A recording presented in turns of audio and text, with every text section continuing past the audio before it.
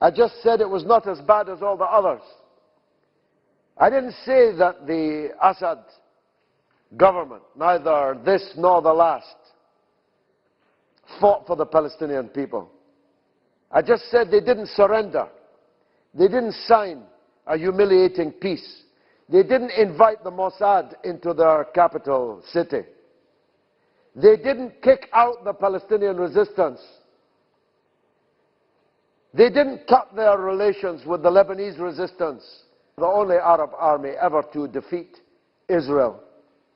The Syrian regime did not agree that Israel could keep its land forever and a day. Sure, nobody needs to tell me, as somebody who was here in Lebanon in the 1970s, as somebody who has been with the Palestinian cause almost for 40 years, nobody has to tell me about the weaknesses of the Syrian regime vis-à-vis Palestine.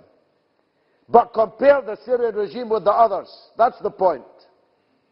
How come there's a regime, how come there is a jihad against the one frontline state which doesn't have a Camp David agreement, but there is no jihad in the countries that do have a Camp David agreement? How come there's a jihad against the one country that does not have the Mossad in its capital, but no jihad against the other countries that do have the Mossad in their capital? That's all I'm saying. I'm sorry if you're oversensitive to it, but I have to tell you how I see it.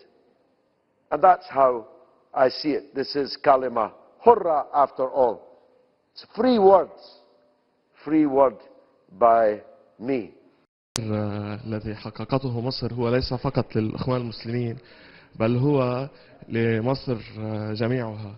أولا بالثورة التي بدأت، وثانيا بالانتخابات الديمقراطية والتحقق الديمقراطي. هناك مشوار طويل، هناك شغل كثير للدكتور محمد مرسي، انتقال السلطة من المجلس العسكري إلى الدولة الفعلية، الانتخابات والإصلاحات.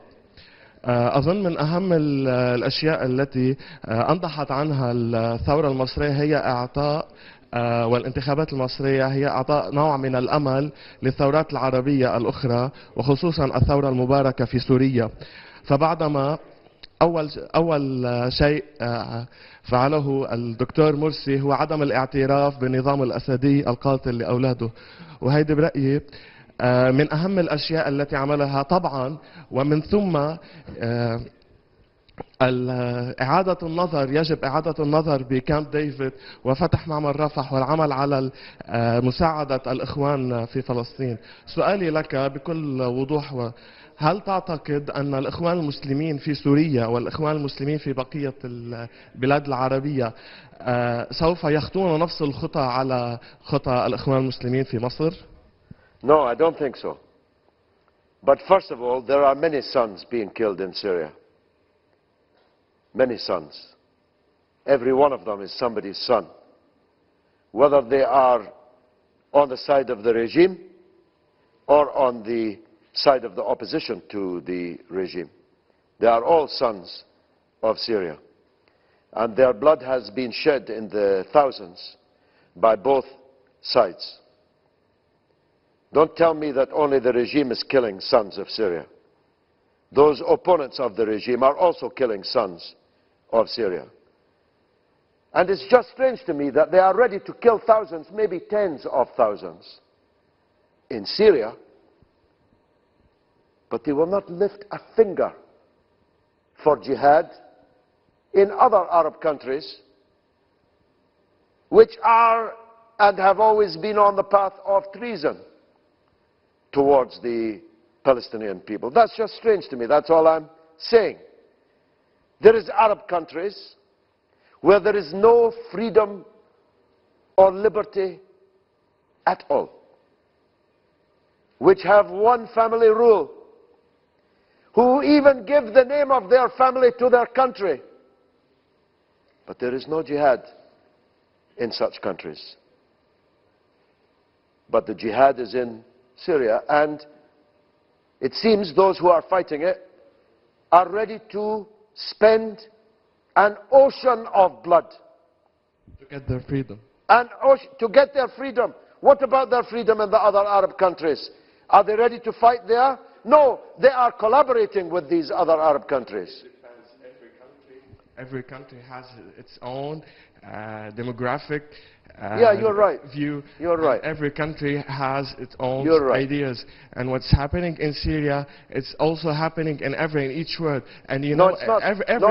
every in each No, it's country need to do this revolution. Well, when are you starting in Saudi Arabia? Let's start.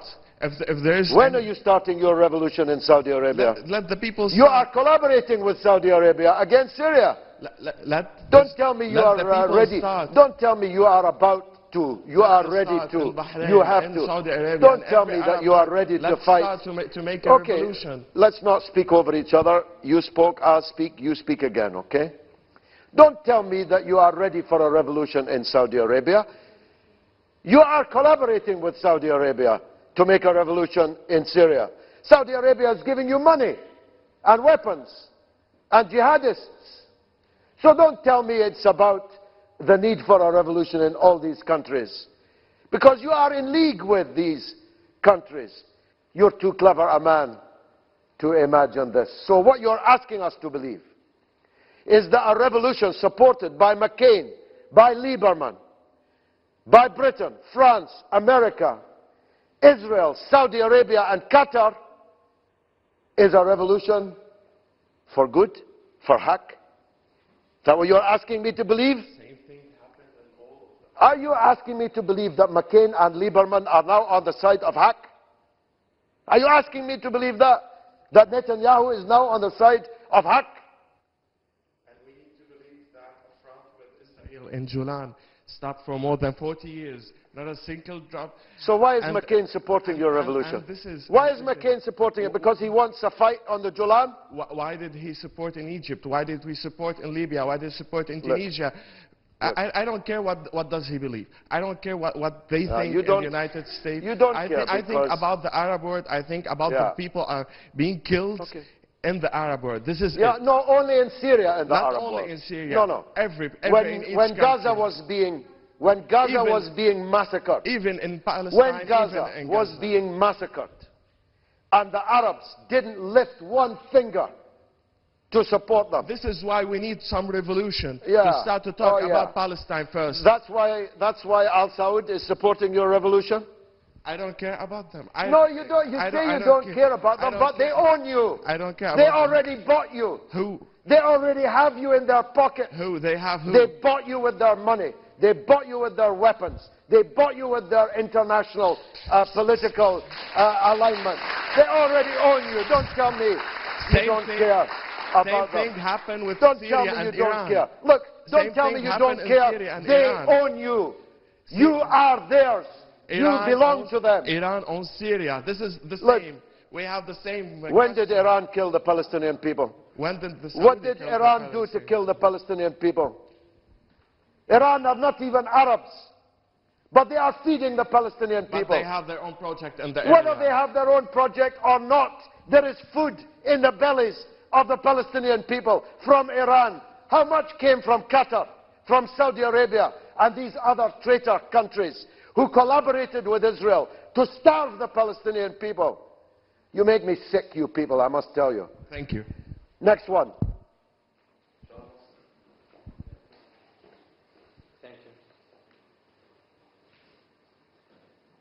Good, we had our first walkout on Kalimaho. From me, I want to have a walkout. I'm doing my job. I want argument, fierce argument. Go on, sir. Of course. نحن بنحترم جميع الآراء من كافة الأفرقاء ومن كل واحد له وجهة نظره. علينا السماع، يا بنقتنع يا ما بنقتنع بهذه الآراء. بس بدي أرجع على نقطة مهمة. أنتم عم تجاوبني على يمكن سؤالي. تكلمت إنه الثورة المصرية أتت بأقدام الرجال أو الفئة الشعبية المصرية، كانت بعقولهم ثم ذهبوا إلى ميدان التحرير بأقدامهم. إذا تطرقنا إلى الثورة السورية اليوم، طبعا نوجه تحية للثورة السورية لأننا نحن ضد كل أنظمة القمع في العالم وضد أي نظام يقمع ويقتل. نحن ضد هذا الشيء حيث وين ما بيكون. نحن الدول كانت حليفتنا أو مش حليفتنا، كل إنسان ظالم ومستبد نتمنى أن يأتي دوره ويأتي الزمن الذي يحاكم به. إذا تطرقنا لهذه الثورة التي نعتبرها سلكت مرحلة معينة وهي في طريقها، ونرى النظام الذي يقمع ويقتل الأطفال كما يقمع ويقتل نظام العدو الإسرائيلي، كما يقمع الإخوة العرب الفلسطينيين. هم أيضا النظام السوري يقمع شعبه وإخوته بنفس الطريقة، وهذا شيء محرم ومنكر، خصوصا أنهم يعني اليوم الشعب السوري أو هؤلاء الناس الثوار هم إخوة الجيش. كيف يقمع العسكري أخاه وابن أخاه، هاي الأطفال البريئة؟ أنا بس بدي أتطرق لهي المقارنة. إذا كانت الثورة المصرية أتت بأقدام وعقول المصريين والشعب المصري، هل السوريون أو الثورة السورية هي ليست بناء على عقل الشعب السوري وأقدامه في ميادين التحرير؟ لذلك لم نرى نتيجة ساحقة تلو الآن. Please, let me deal with this. First of all my respects to my comrade Walid Jumblat. I knew him for 30 years. He's a friend of mine. So he'll understand what I mean when I say to you, be careful, because your line might be different next week before this program goes out. So be careful about this. You are a young man. Let me give you some advice. When you are a comrade of Walid, don't be so unequivocal, because today's unequivocality, it might be different next week. And everybody watching this knows exactly what I mean. The killing of the people of Syria might be denied by some. It's not denied by me. I am not with the Syrian regime. I am against their enemies, because their enemies are worse than them. I was not with Saddam Hussein, but I was against his enemies because his enemies were worse than him. This is a level of sophistication in politics which seems to be beyond some people. It's the difference between playing chess and playing drafts or checkers. You have to see the big picture. I told President Bashar al-Assad, personally I asked him to call a democratic presidential election in Syria immediately after the revolution in Tunisia began. I told him, do it, and if you do, you will win, and you will be the first, indeed the only, Arab leader with any popular legitimacy in the Arab world. I wish that he took that advice. I support Kofi Annan's political transition plan. I support the position of the Russian and Chinese governments in relation to Syria, which happen to be the policy of the Arab League also, though you would not know it if you judged the Arab League's action. Kofi Annan's plan is on behalf of the UN and the Arab League, but the only people who are not implementing it are the people who keep demanding international action. This is a complete paradox and contradiction. I think the Syrian regime made disastrous mistakes, not just in the last 18 months, but in the last 30 years, 40 years. Yes, 40 years, wallah. They made disastrous mistakes in this period, but they are not the worst. And they are not being targeted because of their mistakes. They are being targeted because of the mistakes they refuse to make. They are being targeted, and Walid used to know this and used to say it, and tomorrow he might say it again, inshallah.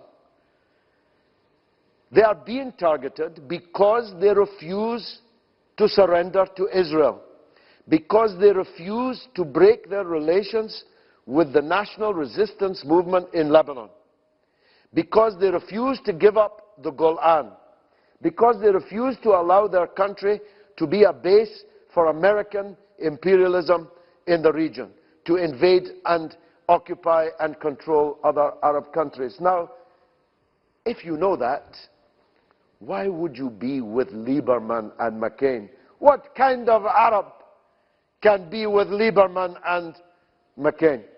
It's not possible.